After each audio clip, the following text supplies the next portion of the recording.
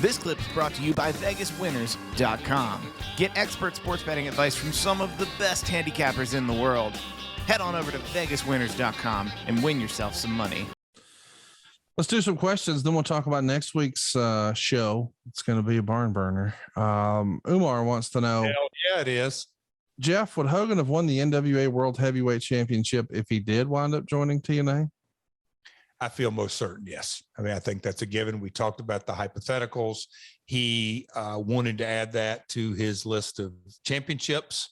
You know, going back to our buddies at NWA. I mean, Rick, going to be a part of that at the Chase, you know, there ain't no amount of money that get Ric Flair to go to St. Louis. What did he go for? I mean, sure, he likes Billy Corgan and he likes his son-in-law and all that goes with it. He went because it was at the Chase. Okay. That's a memory. It's the memory and the nostalgia. So Hulk not getting that title that was paraded around that he watched as a young boy at Tampa, Florida. There you go. So would he have won the title? Yes, it would have made all the sense in the world. Hazard F5, friend of the show, who's helped us on Title Chase over at adfreeshows.com, says, was there a full card discussed for that Bound for Glory event with you and Hogan headlining? There were rumors that you were going to have involvement from Sting, Luger, China, etc. Any truth to any of those? That was a part of the Tampa 4-hour, 5-hour plus meeting. Is how can we make this, and I don't want to use the term WrestleMania, but I'm just using it as an analogy. A non-WWE WrestleMania. Yes, as much star power, stunts, talent, everything that goes with it. Yes. So Sting, all that's accurate. All those names. Nada wants to know, what version of Hogan would Jeff have wanted? I think Ichiban Hogan would have been an interesting version to use.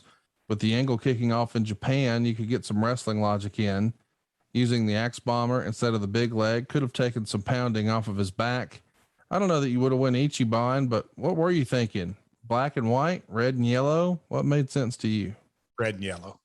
Yeah. You know, the Hulkamania running wild on TNA was sort of the byline of it all.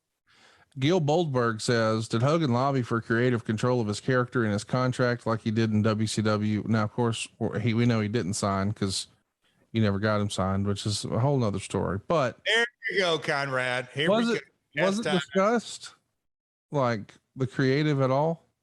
Remember the whole approach in dealing with talent. He wasn't coming on board as a talent first. It was a partner. So partners it just so far supersedes in the whole context of the conversation. You don't really get into finishes and creative control. He's a partner. Cowboy Arrogant says, if Hogan would have came in 03, would it have also opened the door for all of his entourage to get spots? Jimmy Hart, Brian Knobbs, Beefcake, etc.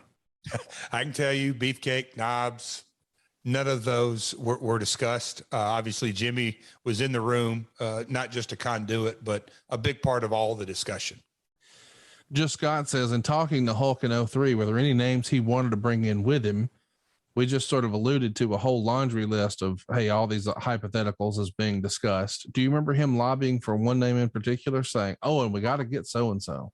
Nope, none of that. He wanted publicity stunts, the George Foremans, that type of big, again, you know, Hulk's a business guy. He knew that we were Wednesday night only, that we didn't have TV exposure, that we were going to have to get on whatever, Hollywood, Extra, TMZ, what that type of buzz to get, you know, mainstream publicity to sell the pay-per-view. Well, that's going to do it this week, but next week we're going to be back talking about Austin 316. Of course, we're going to discuss Steve's time in Memphis, the infamous moment that, well, he would remember forever. It was just a regular day for you, probably. Of course, Austin's rise to stardom, your run-ins with him, Deborah McMichael, so much more.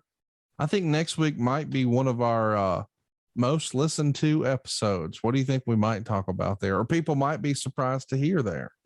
You know, Conrad, when you set me down under your learning tree back first quarter of this year, and hey, we're going to talk about specific events, Bound for Glory and the Monday night and this pay-per-view and that TV show. But is this going to be our first episode that we're just talking about a talent? I think it is, right?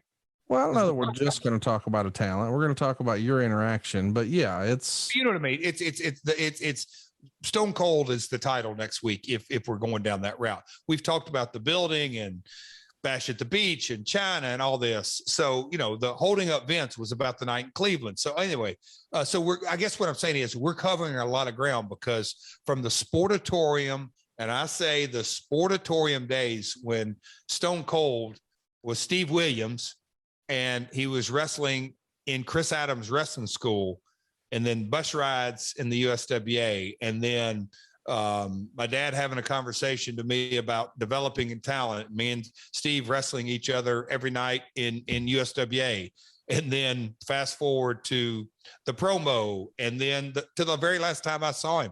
I've done his podcast. Maybe we ought to dig that up. Did you know I did his podcast a couple of years ago? I did.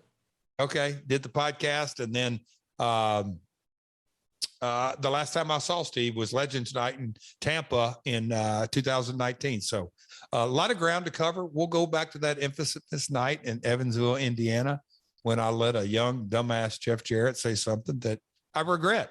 It was insensitive, but we will address it.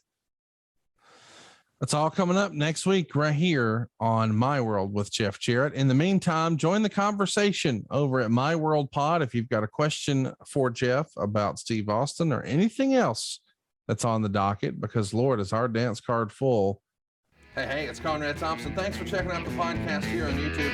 Be sure to hit the subscribe button and the notifications bell so you get a notice anytime we upload some new content. And go save yourself some money right now.